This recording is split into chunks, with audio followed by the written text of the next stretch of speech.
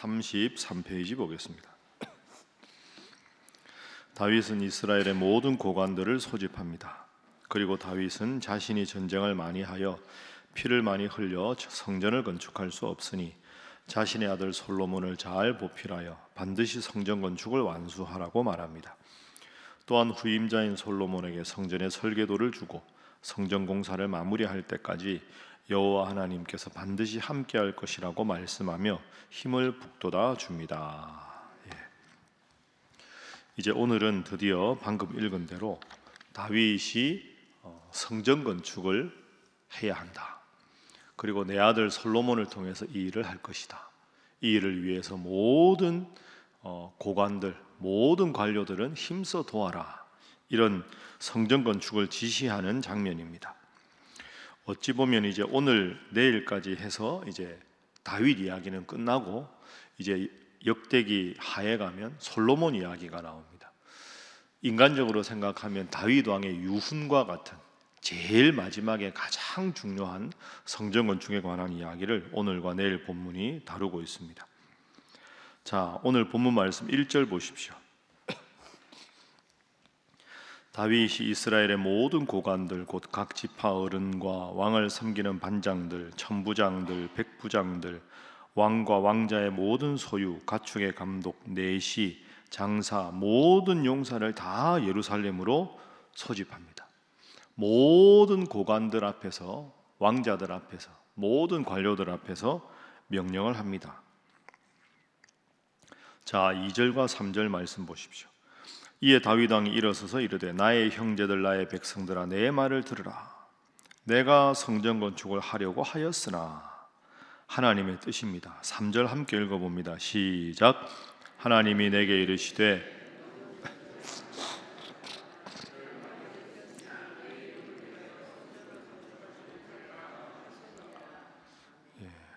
내가 성전 건축을 하고 싶었으나 하나님은 너는 전쟁에서 피를 많이 흘렸으므로 너는 성전 건축을 할 수가 없다.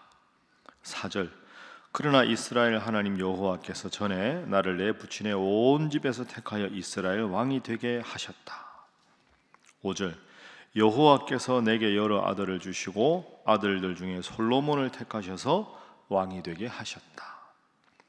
자, 오늘 본문 말씀이 마치 그 다윗 왕의 유훈과 같은 말씀이라고 제가 여러분들에게 이야기했습니다.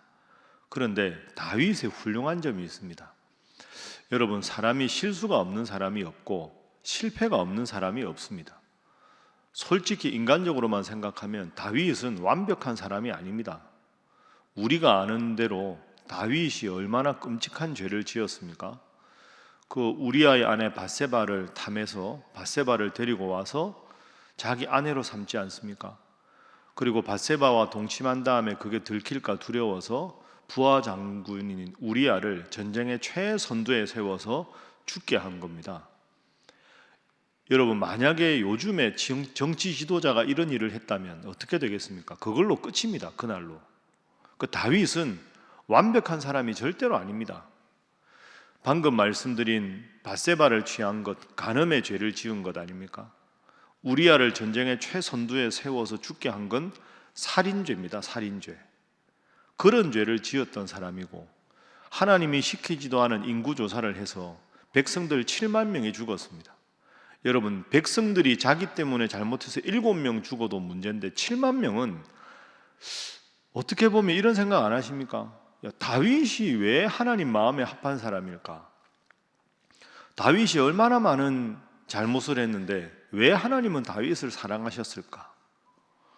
사실 성경에 보면 그런 치명적인 잘못을 범했을 때 하나님 앞에 내침을 받은 사람도 꽤 많습니다. 왜 다윗은 하나님께서 기뻐하셨을까? 이 질문을 가지고 성경을 가만히 보면 그 해답이 오늘 본문에 나옵니다. 제가 다윗의 유훈이라고 말씀드렸는데 3절 보십시오. 하나님이 내게 이르시되, 이렇게 시작하죠. 4절. 하나님께서 나를 왕으로 삼으셨다. 5절. 여호와 하나님께서 내 아들 솔로몬을 택하셔서 왕으로 삼으셨다. 그러니까 다윗은 끔찍한 실수도 하고 치명적인 잘못도 했는데 가장 기본적으로 마음의 중심이 하나님께 있었던 사람이었습니다. 그러니까 이걸 어떻게 보면 영적인 복원력이라고도 할 수 있겠죠. 하나님은 잘못을 얼마나 저지르냐 하는 게 중요한 게 아니라 저지른 잘못에 대해서 하나님 앞에 회개하고 얼마나 빨리 돌아오느냐, 기본적으로 마음의 중심이 얼마나 하나님께 가 있느냐가 주님의 보시는 관점입니다. 여러분도 잘못할 수 있고 저도 잘못할 수 있는데, 잘못을 깨닫게 하셨을 때 하나님 잘못했습니다, 제 잘못입니다 하고 다시 하나님께 얼마나 영적으로 회복해서 돌아와서 평상시의 삶이 하나님 중심이냐 아니냐가 제가 보기에 하나님의 관심입니다. 그 점에서 다윗은 탁월한 사람입니다. 우리아의 아내를 범했을 때도 선지자가 책망했을 때 바로 자신의 죄를 돌이키고, 인구조사했을 때도 하나님 앞에 바로 죄를 돌이키고 자신의 잘못을 인정하고 하나님 앞에 바로 서려는 마음, 그 마음이 지금 죽음을 목전에 두고서도 3절에도 하나님이 시키신 일이다, 4절에도 하나님이 명하신 일이다, 5절에도 하나님의 뜻대로 하겠다, 이게 다윗을 통해서 본받아야 할 점입니다. 그래서 오늘 첫 번째 기도 제목입니다. 오직 하나님의 뜻대로만 살게 하소서 하는 것입니다. 오직 하나님의 뜻대로만 살게 하소서. 때로 실수도 하고 잘못도 하지만 돌이켜서 빨리 하나님께 마음을 다시 정하는 것, 그게 필요한 거죠. 다윗은 평생 그런 삶을 살았습니다. 자, 솔로몬이 왕이 될 때 다윗이 뭐라고 하는가? 9절 한번 보십시오. 9절 함께 읽어봅니다. 시작. 내 아들 솔로몬아, 너는 내 아버지의 하나님을 알고 온전한 마음과 기쁜 뜻으로 섬길지어다. 여호와께서는 모든 마음을 감찰하사 모든 의도를 아시나니 내가 만일 그를 찾으면 만날 것이요 만일 내가 그를 버리면 그가 너를 영원히 버리시리라. 아멘. 왕이 될 솔로몬에게 부탁하는 것도 딱 한 가지지요. 하나님을 알아라. 하나님 앞에 바로 서라. 하나님은 너의 모든 마음을 감찰하시고 모든 의도를 아신다. 딱 한 가지 부탁합니다. 다윗 훌륭하지 않습니까? 인간적으로 생각하면 이것보다 인간적인 사람은 이렇게 하겠죠. 솔로몬아, 와라. 내가 너에게 일러주겠다. 너 내가 한 정책 중에 이것은 계속해라.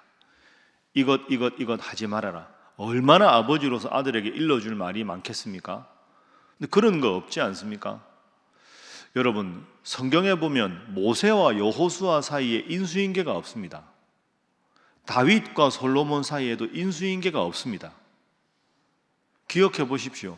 얼마나 모세가 여호수아에게 하고 싶은 말이 많았겠습니까? 여호수아가 얼마나 물어보고 싶은 게 많았겠습니까? 한마디 안 합니다. 모세가 두려워하는 여호수아에게 하나님께서 이 율법책을 내 입에서 떠나지 말게 하고 주야로 그것을 지켜 행하면 내가 너와 함께 하겠다. 그러니까 모세에게 경험담을 얻는 게 여호수아에게 중요한 게 아닙니다.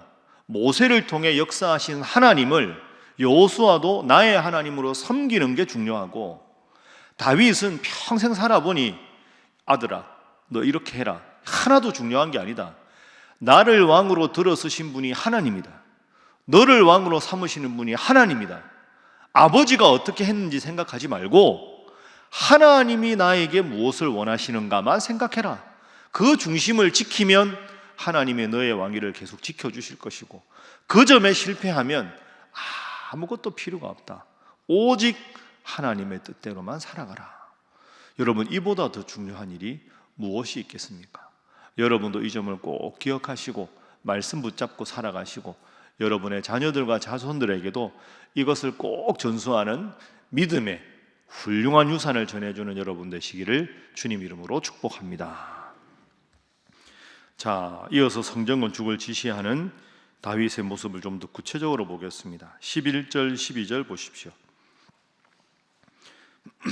다윗이 성전의 복도와 그 집들과 그 곳간과 다락과 골방과 속죄소의 설계도를 그의 아들 솔로몬에게 다 주었습니다. 성전을 이렇게 지어라. 12절 또 그가 영감으로 받은 모든 것 곧 여호와의 성전의 뜰과 사면의 모든 방과 하나님의 성전 곳간과 성물 곳간에 설계도를 주었다. 자, 11절에는 설계도라는 단어가 나옵니다. 12절에도 설계도를 줍니다. 솔로몬에게 너 곳간을 이렇게 하고 모든 설계도를 그려서 준 겁니다. 그런데 중요한 단어가 하나 있습니다. 12절에 보면 또 그가 영감으로 받은 것, 영감으로 받았다. 이게 중요합니다. 다른 사람 보기에는 솔로몬이 성전 건축할 때 뭔가 설계도를 보고 이렇게 하라 하고 지시하면 이거 저 선왕께서 주신 것이다 라고 생각하겠지만 그게 아니라는 거죠. 이 다윗이 훌륭한 점입니다. 임의로 그린 게 아닙니다. 곡간은 여기다가 배치하고 규격은 어떻게 하고 12절에 모든 것을 영감으로 하나님 앞에 받았다. 자, 이어지는 19절 보십시오. 다윗이 이렇게 말합니다. 19절 함께 읽어봅니다. 시작. 다윗이 이르되 여호와의 손이 내게 임하여 이 모든 일의 설계를 그려 나에게 알려주셨느니라. 아멘. 다윗의 훌륭한 점이 여기서도 드러납니다. 다윗이 임의로 하지 않습니다. 하나하나 설계도를 그려서 다음에 솔로몬이 공사할 때 그 설계도를 보면 모르는 사람들은 다 이거 왕이 그렸습니까? 내가 선왕께 받은 것이다. 아버지 왕이 이거 다 해준 거 그대로 하는 거구나. 그게 아니라는 겁니다. 모르는 사람 보기에는 다윗이 그려준 것 같지만 다윗은 임의로 행하지 않습니다. 이 설계도 하나도 다 하나님께 기도해서 하나님께서 영감으로 하나하나 정해주신 그대로 다윗이 행한 겁니다. 맨 처음에 다윗이 이스라엘 백성들 앞에 섰을 때가 언제입니까? 골리앗을 물리쳤을 때 너는 칼과 창과 단창으로 내게 오거니와 나는 만군의 여호와의 이름 내가 모욕하는 이스라엘의 하나님의 이름으로 너에게 간다. 그 다윗의 일성이 중요하지요. 근데 지금 하나님 앞에 부름받는 마지막 순간까지 이 하나님의 뜻대로 살아가는 모습이 흐려지지 않았습니다. 초지일관입니다. 처음부터 하나님, 끝까지 하나님. 이게 다윗의 정말 위대한 점입니다. 다른 사람 눈에는 자신의 지식으로 한 것 같으나 그 지식의 산물이 아니라 하나님의 지혜로부터 오는 모든 행동이었다. 그럼 여러분과 제가 오늘 하루도 살아갈 때 다른 사람들 누구를 만나고 여러분이 뭔가를 할 때 그 사람 눈에는 저 사람은 평소에 이렇게 생각하는구나, 저 사람은 이 문제를 이렇게 판단하는구나 라고 싶지만 사실 그게 아니지요. 여러분이 기도하고 하나님이 나에게 이 일을 원하신다 하는 걸로 내 마음의 동기와 내 행동의 동기가 하나님께 있어야 그것이 능력으로 나타나게 되는 거죠. 그래서 성경은 내가 세상에서 살아가는 방식을 지식이라고 하지만 내 모든 삶의 근원이 하나님의 지혜로부터 왔을 때 지혜라고 합니다. 하나님과 나의 관계에서 받은 게 지혜고 그 지혜가 삶으로 드러나는 것이 지식으로 보이는 거죠. 그래서 두 번째 기도 제목입니다. 온전한 지혜와 올바른 지식으로 살아가게 하소서 하는 것입니다. 온전한 지혜와 올바른 지식으로 살아가게 하소서. 그러니까 우리의 모든 행동의 동기와 근원이 하나님으로부터 오는 영감, 기도해서 깨달은 은혜, 말씀 붙잡고 행하는 행동이 되어야 하나님 앞에 훌륭한 삶을 살 수 있다. 다윗은 지금 그런 삶의 모범을 우리에게 보여주고 있습니다. 자, 앞서 읽은 말씀 다시 한번 볼까요? 마지막으로 3절 한번 다시 보십시오. 3절 말씀 함께 읽어봅니다. 시작. 하나님이 내게 이르시되 너는 전쟁을 많이 한 사람이라 피를 많이 흘렸으니 내 이름을 위하여 성전을 건축하지 못하리라 하셨느니라. 아멘. 자, 이 3절 때문에 우리가 아는 대로 다윗은 성전 건축을 자신의 당대에 하지 않습니다. 여러분, 이것도 우리는 이미 알고 있지만 다윗 입장에서 쉽지 않습니다. 다윗은 이 말씀을 받았으면 만약에 묵살하고 성전 건축하자 하면 누가 신하들이 반대했겠습니까? 누가 백성들이 반대했겠습니까? 그러면 내 당대에 성전을 지었다 하는 멋진 찬사를 받을 겁니다. 그런 다윗은 깨끗이 접습니다. 나는 성전 건축하지 않는다. 왜? 하나님이 너의 당대에 하지 말라고 말씀하셨기 때문에, 방금 말씀드린 대로 하나님으로부터 오는 온전한 지혜로 우리가 삶을 살아가야 되는데, 여기서도 다윗의 훌륭한 점이 있는 겁니다.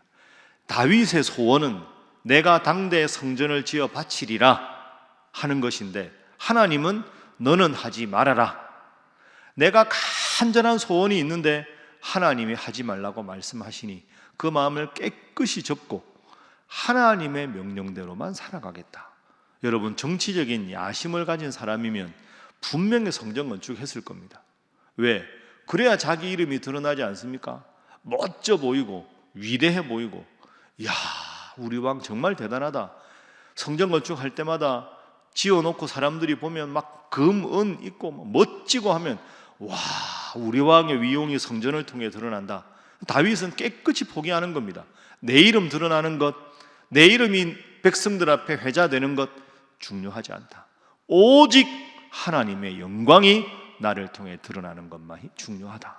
참 다윗의 훌륭한 점입니다. 세 번째 기도 제목입니다. 거절도 은혜임을 깨닫게 하소서 하는 것입니다. 거절도 은혜임을 깨닫게 하소서. 때로 하나님 앞에 내가 간절히 소원이 있는데 하나님이 그것은 아니다.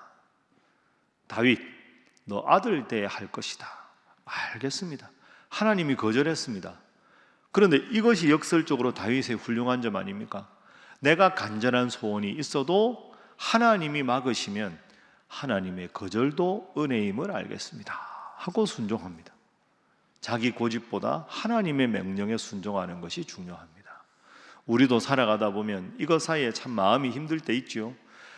나는 이 길을 원하는데 하나님은 그 길을 막으실 때, 그때 다윗을 떠올려 보십시오.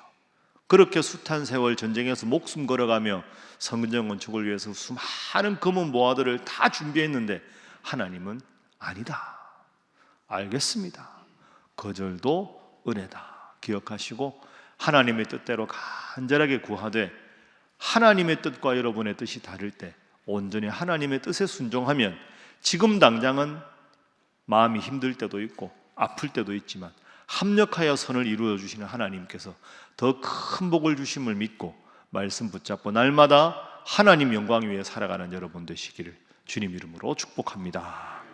기도하겠습니다. 하나님, 하나님께서 말씀하시니, 하나님께서 이르시니 그 뜻대로만 순종한 다윗을 본받아 살아가게 하시고, 하나님의 영광을 위하여 때로는 나의 뜻이 하나님의 뜻과 다를 때에도 하나님의 뜻을 따르는 자 되게 하여 주시고, 늘 인생을 살아갈 때 기도하여 하나님 주시는 온전한 지혜로 올바른 지식으로 세상에서 승리하며 살아가게 하여 주옵소서. 기도하시고, 오늘 6.25 제75주년 기념일입니다. 하나님 이 나라를 지켜주시고 하나님께서 능력의 파수꾼이 되어주시며 남북의 평화 통일도 주님께서 이루어주시고 이 나라가 하나님 보시기에 바로 서는 나라가 되도록 주여 위정자들에게 함께 하시고, 이 나라 민족을 위해 기도하는 저희 이 땅의 한국의 백성들, 신앙의 백성들 되게 하여 주옵소서. 함께 기도합니다. 주여 믿습니다. 주여 믿습니다. 주여 믿습니다.